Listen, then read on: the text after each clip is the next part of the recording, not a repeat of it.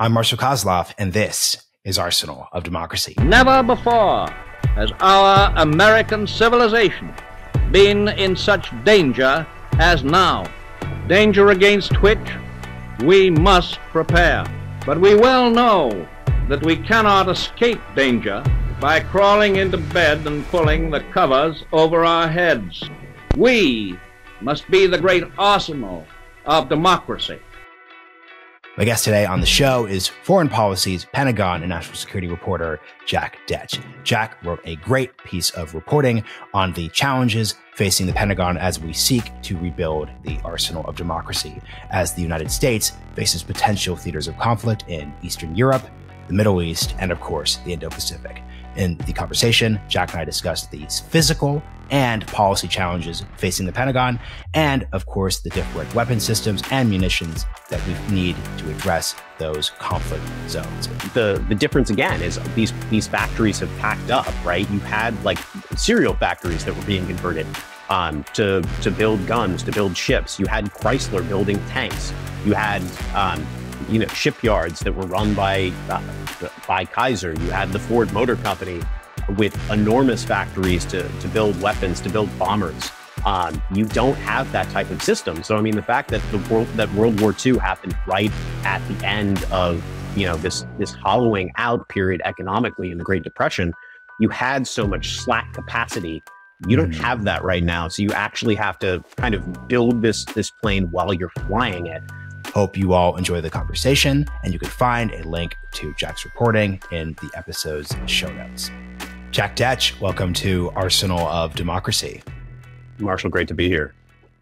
Yeah, so I'm obviously biased, but you wrote a great piece of reporting on the Pentagon's efforts to rebuild the arsenal of democracy.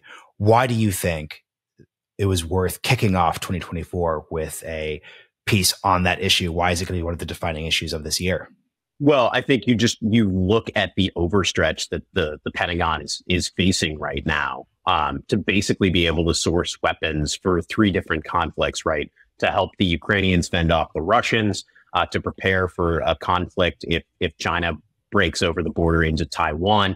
And then, I mean, also everything that's going on with Israel. So it was just kind of this industrial conflagration almost that the United States is facing. It's not just the 155 artillery ammo that the Ukrainians are firing into Russian lines, right? It's the sea-launched weapons that the Taiwanese would need to plunk Chinese ships. It's all of these precision-guided munitions that the Israelis are now firing in Gaza with tremendous consequences. So you just sort of see this scope of what needs to be revitalized. And while it's kind of this World War II moment, everything is different, right? I mean, these are factories that have been boxed up, shipped overseas. Now you actually need to start this effort to basically re-industrialize and recapitalize to fight this 3-front war, basically, or to help allies fight these different wars. So it's just this enormous problem. It's like a math problem from hell that the Pentagon's facing. Yeah, I actually like how in the piece specifically, you kind of start out by articulating the different measurements of success and the challenge. So if you're sitting in the Pentagon right now, how are you measuring the capacity and challenges in these different categories you just laid out?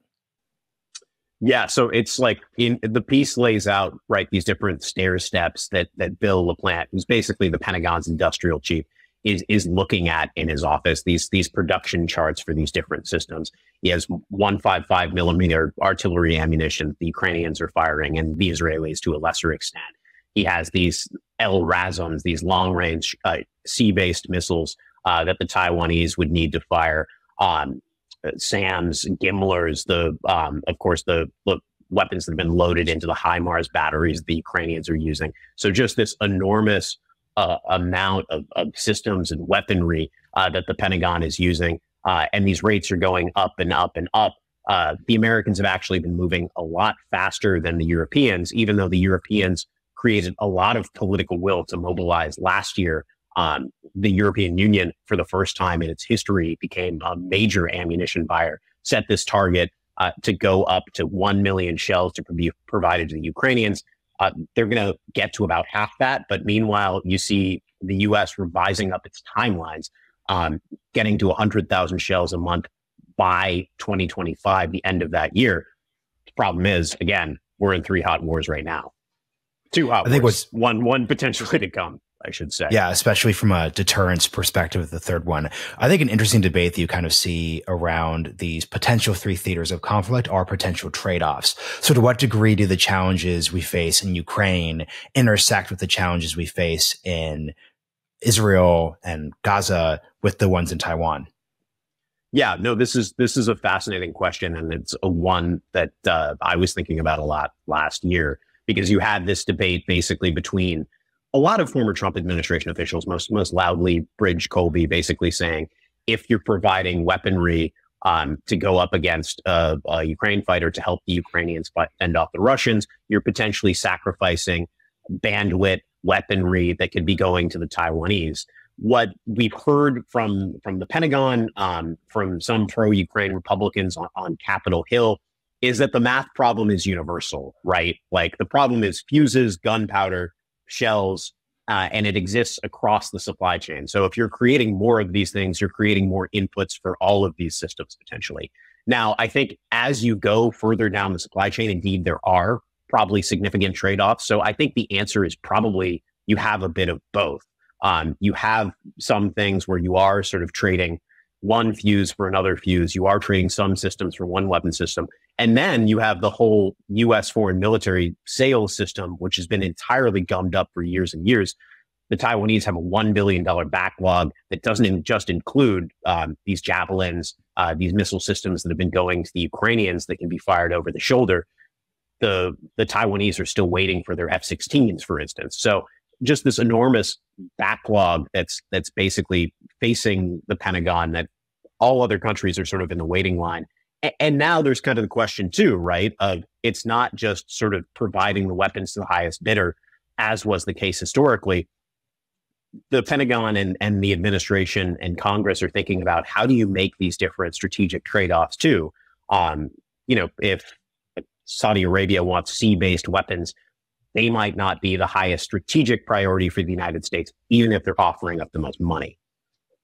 Yeah, and I think something you also did well is kind of articulate the differences from a munitions perspective between the 3 conflict zones. So in Ukraine, you're focused on the artillery. In Gaza, you're focused on precision-based munitions. And then in Taiwan, the focus is on these denial weapons, such as anti-ship missiles. Looking across those 3 different categories of weapon systems, where do you see the biggest challenge in terms of like what we and our allies are kind of at capacity to address? I mean, the artillery is obviously the biggest one that people have focused on right now. I mean, when you look at the situation that the Ukrainians are facing, they've gone from basically firing 6,000 155 and Soviet era artillery rounds a day in the summer to about 2,000.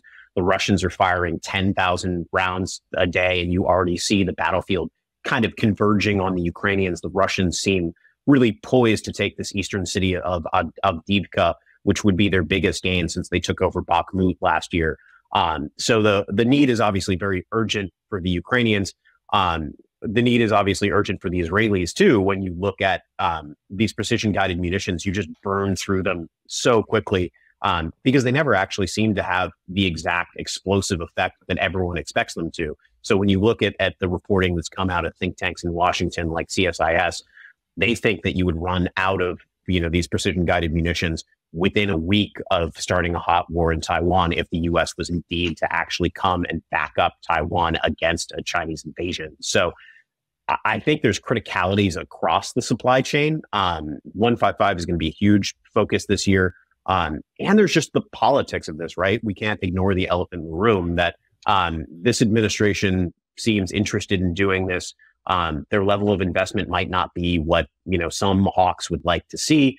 It's a question mark if Trump were to defeat Biden, whether he'd sort of want to continue this industrialization strategy, curb it, keep it going further, set it at point, or just dismiss it entirely. So I think the election is really hanging over this. And when you talk to folks in Europe, there's a lot of consternation about whether this is going to continue or not. Yeah, and the Pentagon did not decide to collaborate with your deadlines. A week after your piece, they released their first ever National Defense Industrial Strategy. Did you take a look at it, and do you have any thoughts on it? I haven't had a great look at it, and credit to Joe Gould and Paul McCleary at Politico, great colleagues on the Pentagon beat, who scooped me on a draft of that at Reagan. So, like, you guys were all working your tails off, and Marshall, like, I couldn't even catch you at the Reagan conference where this piece came together because you were so much busier than I was. So I think the case in point is I just need to work a little harder. No, I guess that's a good kind of turning point then. So I was at, listeners of the podcast will know that I was at Reagan doing 8 hours of recordings, but you were actually speaking to policymakers and folks like in this space. What was the mood around this Arsenal of Democracy category at the Reagan Defense Forum? I think there was a lot of optimism about it that didn't necessarily reflect the numbers. I mean, I think when you look at what's going on, right, you see sort of these different plate tectonic movements. So you see a lot of collaboration, cross-country collaboration, cross-institutional collaboration that didn't exist before. You see the Germans basically kind of using the NATO hat to mobilize NATO members to actually produce more Patriot missiles that can be fired out of Patriot batteries that the Ukrainians have. You see interest in the Czech Republic to basically backfill some of this ammunition shortage of 155 by actually going to countries, even countries that still have good relationships with Russia, and saying, hey, look, we need more 152 Soviet era ammunition to help the Ukrainians continue firing at pace. So you kind of see a lot of creativity and a lot of bespoke solutions. Even with the Ukrainians, right, they're firing kind of these so-called Franken-SAM batteries, which are basically, they take the American battery, fire Soviet projectiles, or vice versa. They've built these drones that basically can go up to 600 miles, can detonate with high levels of explosive. And that's one of the ways they've been filling the gap, too, is without the artillery batteries that they need, they've been using these kamikaze one-way hit drones to hit into Russian lines. The problem is you can't produce them fast enough. You can't fire them fast enough. You can fire 155 cartridges in a minute.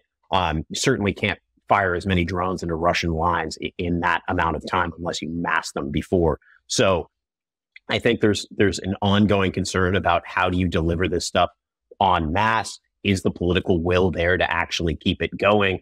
But certainly there was a lot of creativity and optimism around like what coalitions, what consortiums can you build? One thing we've been talking about a lot in this administration, right, is the mini-laterals, that the UN Security Council doesn't matter anymore. It's more about the G7, the G20, these little blocks that kind of get together, create diplomacy. It's not a fix-it solution for the lack of progress in the UN Security Council or in the General Assembly. And also we see that kind of in the arms space of these countries kind of getting together, creating bespoke solutions and providing them to the Ukrainians. The question is, how much can you give? I think what's interesting here, one of my colleagues at Hudson Institute, Arthur Herman, is doing some interesting writing around reconceiving the World War II arsenal of democracy context as arsenal of democracies. Because per what you just said, it's not just the United States that's producing these munitions. There's actually like an interlocking group of countries and allies that are kind of working on this.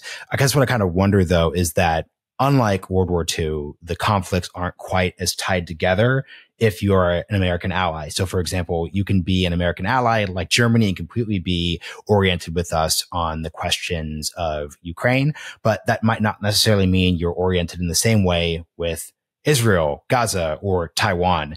So I guess the question for you is, to what degree does this sort of ecosystem of allies producing munitions, does this fit across all conflicts, or is there potential for this to just be very conflict specific when the actual problem the United States faces is that we have three different potential ones, as you said at the start?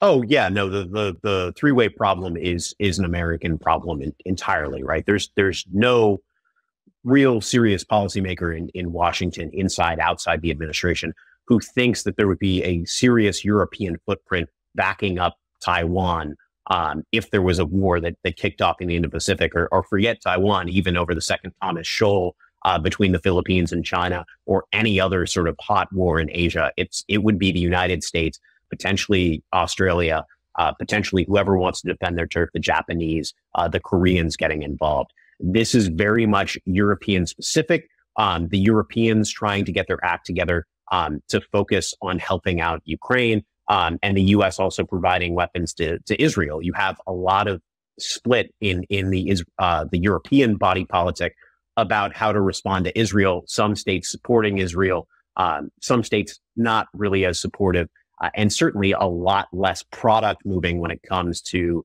the guns, the weapons, the artillery. The other interesting dynamic, and you mentioned Arthur Herman, and obviously the Freedom's Forge is sort of really a keystone kind of book that describes the World War II era. The difference again is these factories have packed up, right? You had like serial factories that were being converted to build guns, to build ships. You had Chrysler building tanks. You had shipyards that were run by Kaiser. You had the Ford Motor Company with enormous factories to build weapons, to build bombers. You don't have that type of system. So, I mean, the fact that World War II happened right at the end of, this hollowing out period economically in the Great Depression, you had so much slack capacity. You don't have that right now. So you actually have to kind of build this plane while you're flying it. And that's the challenge that countries are going to continue to face, is they're going to have all these other priorities, especially during peacetime, right? A lot of countries that are facing this problem, Ukraine is not right up against their borders unless you're talking about the Baltic countries. Taiwan is, of course, another world away for many of us. Israel is quite far away. So these aren't conflicts that are propping up on everyone's border. And there's going to be a mix of isolationist views of people who are sort of more primate focused, primacy, who want to respond with an arsenal of democracy approach. It's going to be a really complex political web to spin here. I think what's so interesting about what you just said is there's this question of, is this a money problem versus is this an actual, there are structural limitations in what you can do. And given the history you just told, a literal structural limitation that's different than a money problem is the fact that we're looking at a defense industrial base that's been hollowed out from the 1990s onward. So can you talk about like that context specifically? Because that's another limitation on we can't just treat this as if it's 1939 again. Yeah, no, that's right. And I think you look at the context too, right? I mean, this is also Europe and the United States mobilizing to basically put NATO and NATO countries back on a war footing. I mean, one of the interesting things that we've seen rhetorically from European states, from the British military brass, the Swedish military brass, now the Polish military brass, basically in a succession of weeks, saying Europe needs to prepare for war. That comes with dusting off World War II era bunkers. That comes with building these types of munitions. It's just, I mean, yeah, the challenge is really, really, really daunting. And you have to actually build new factories. The U.S. seems to be very focused on building this 155 factory in Garland, Texas. That is one of the things that they're looking at when you look at Bill LaPlante's stair step in the Pentagon that will actually get them from where they are right now, about 28,000 to 30,000 155 shells a month to 100,000 in December 2025. The Europeans don't seem to have laid down any new production. There's been talk of production lines being restarted in Bulgaria and other places on the eastern flank, but we don't actually see these brick and mortar factories being set down on European soil. And that's going to be critical if this approach is actually going to succeed. So I think the big last question here is time frame. So in the National Defense Industrial Strategy report that was put out, there's talk of a 2, 3, 4, 5 year timeline here. Given the fact, though, that if we were recording this episode in January of 2023, we would have not have been talking about a potential conflict in the Middle East. We would have focused on Taiwan and Ukraine, but clearly the narrative in terms of world events is moving quicker than our policy expectations. So what do you think is the timeline or like the room for effort and error when it comes to the challenges you've articulated on this episode? I mean, it depends, what school of thought you're in, right? I mean, if you look at the people who are the most concerned, like the Admiral Phil Davidsons of the world, right? The Indo-Pacific command chief, who said to, look at the window of the next 5 years, and that was a couple of years ago already, but basically until 2027, when the People's Liberation Army builds up a force that's able to invade Taiwan. That's kind of the window that you're looking at. You are looking at a shorter window with China, especially because they built so many platforms. They have the world's biggest Navy. At some point, they're going to have to take those platforms back to the shipyards, back to the maintenance facilities, and begin actually restripping them, rebuilding them, getting them ready again. So I think that's sort of a tricky calculus if you're Xi Jinping looking at the Taiwan Strait, saying there's not a huge amount of time where you can just keep building, and continue this and continue to put pressure in perpetuity. The Russians have the same gravity challenge too, right? They've been able to basically patch up their firing rates by going to North Korea, going to the Iranians, sapping their industrial capacity. That seems to have worked to a degree. The Russians are vastly outshooting the Ukrainians right now. It's about 10,000 rounds a day they're firing as opposed to 2,000 for the Ukrainians. But it's not clear they can continue that in perpetuity, right? And they also need bodies. They actually need to be able to call up people from villages and get them to the front lines. For a long time, that didn't have a political cost for Vladimir Putin because he could basically go to the east of the country, get people into uniform, send them out to fight, and he could pay off a lot of these families, right? He could pay them off to basically deal with all of the cost. If somebody's killed in battle, right? The Russians could actually pay for their lifelong salary. They could provide them cars. They could do those sorts of things. It's not clear they have the capacity to do that in perpetuity either, even though they're sucking up about a third of their GDP on their military. So I think that's the question you have to look at too, is not just in the calculus of the United States, but also in the potential adversaries, the Chinas, the Russias of the world. Can they kind of carry out this strategy, this pressure in perpetuity? And what's their breaking point industrially? Perfect way to put it. Jack, thank you so much for joining me on Arsenal of Democracy. And I really suggest that all listeners who are tracking these issues actively take a look at all of your reporting at Foreign Policy. Thanks again for coming on the show. Thanks for having me, Marshall. Thanks for watching. Don't forget to hit subscribe below so you don't miss any episodes of Arsenal of Democracy. If you'd like to learn more about the topics covered on this episode, or just are interested in broader content on U.S. foreign and domestic policy, be sure to go to hudson.org. See you soon.